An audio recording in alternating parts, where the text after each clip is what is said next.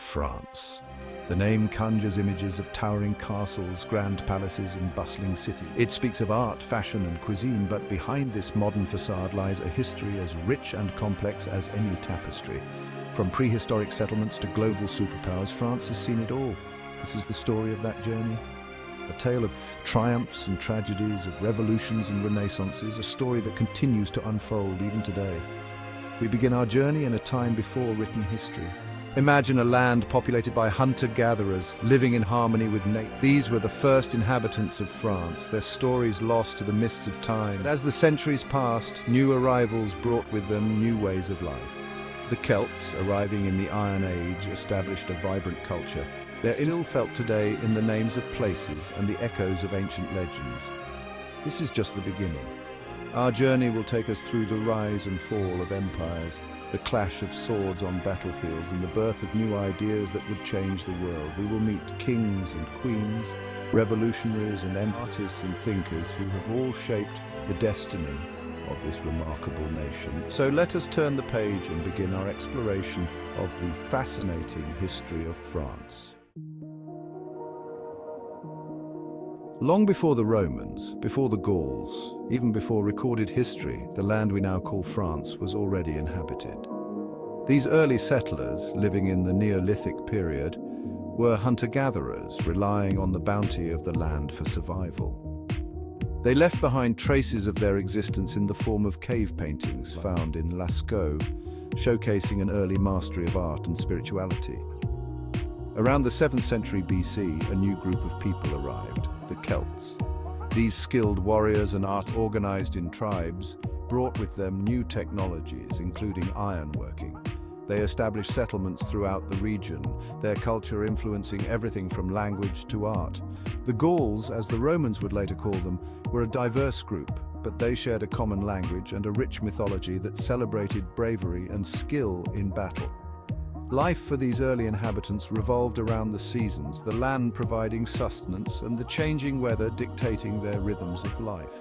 Villages dotted the landscape, often built near rivers or other sources of water. Religion played a central role, with druids acting as priests, healers, and keepers of wisdom. These early chapters in French history may be shrouded in mystery, but they laid the foundation for the civilizations that would follow. The Celts, in particular, left an indelible mark on the land and its people, their legacy echoing through the ages. By the 2nd century BC, the Roman Republic, a rising power from the Italian peninsula, had set its sights on Gaul. Under the leadership of Julius Caesar, the Roman legions marched north, encountering fierce resistance from the Celtic tribes. The Gallic Wars, immortalized in Caesar's own accounts, were a brutal affair, culminating in the decisive Roman victory at Alesia in 52 BC. With Gaul now under Roman control, a new era began. The Romans, masters of administration and infrastructure, set about transforming the region. They built roads, aqueducts, and cities, laying the groundwork for a prosperous and interconnected province. Latin, the language of the Roman Empire, became widespread, influencing the development of the French language.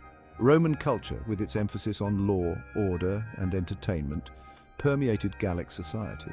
Amphitheaters hosted gladiatorial combats and chariot races, while public baths provided spaces for relaxation and socialization. The Gauls, though initially resistant, gradually adopted Roman customs, their own traditions merging with those of their conquerors. This period of Roman rule, lasting over 5 centuries, left an indelible mark on France. It laid the foundation for a unified nation, instilled a love of law and order, and introduced the Latin language, from which French would eventually evolve. The echoes of Rome can still be felt today in the ruins scattered across the French countryside, a testament to the enduring legacy of this ancient empire. Section 4, the rise of the Franks, Clovis, and the Merovingian dynasty. As the Roman Empire weakened in the 4th and 5th centuries AD, waves of Germanic tribes began to cross its borders, seeking land and opportunity.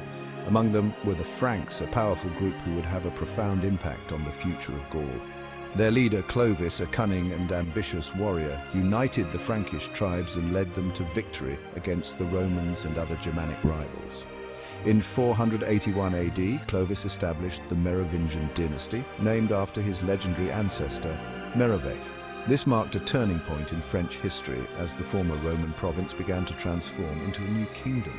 Clovis, a shrewd politician, converted to Christianity, aligning himself with the powerful Catholic Church and gaining support of the Gallo-Roman population. Under the Merovingians, the Frankish kingdom expanded, encompassing much of modern-day France. However, the rulers, often more interested in personal power than effective governance, gradually lost control. The kingdom was plagued by internal strife and weakened by rivalries among the nobility. Despite these challenges, the Merovingian period was significant for laying the foundation of a distinct Frankish identity. It was during this era that the seeds of French culture, language, and institutions began to take root, setting the stage for the emergence of a unified and powerful kingdom under a new dynasty. Section 5. Charlemagne's Legacy, a united Europe. From the chaos of the late Merovingian era, a new dynasty emerged, the Carolingians. In 751 AD, Pepin the Short, a powerful Frankish nobleman, deposed the last Merovingian king and claimed the throne for himself. His sons would become one of the most consequential figures in European history, Charlemagne. Crowned Emperor of the Romans by Pope Leo III on Christmas Day 800 AD, Charlemagne ruled over a vast empire encompassing much of Western Europe. He was a skilled military leader, a devout Christian, and a patron of learning. Under his reign, the Carolingian Renaissance flourished, reviving interest in classical learning and fostering a period of cultural and intellectual growth. Charlemagne's empire, however, proved difficult to manage. After his death in 814 AD, it was divided among his heirs, leading to internal conflicts and weakening the Frankish realm. Nevertheless, Charlemagne's legacy endured. He had laid the groundwork for the development of France and Germany, and his reign marked a high point of unity and prosperity in early medieval Europe. The Carolingian period, though relatively short-lived, had a profound impact on France. It saw the emergence of a powerful and unified kingdom, a flourishing of culture and learning, and the establishment of a strong connection between the Frankish rulers and the papacy, a relationship that would shape French history for centuries to come. Section 6. A Kingdom Divided, the 100 Years' War and its Aftermath. Following the collapse of Charlemagne's empire, France entered a period of fragmentation and feudalism. Powerfuls ruled over their own domains, often vying for power with the king. This instability culminated in one of the most devastating conflicts in European history, the 100 Years' War, from 1337 to 1453. The war, sparked by a dispute over the succession to the French throne, pitted the French against the English, who controlled vast territories in France. What began as a dynastic struggle escalated into a brutal conflict that ravaged the French countryside and decimated its population. Despite early English victories at Crécy and Agincourt, the tide began to turn in favor of the French. Inspired by Joan of Arc, a peasant girl who claimed divine guidance, French forces rallied and eventually drove the English out of most of their French holdings. The war ended in 1453 with a French victory, but at a tremendous cost.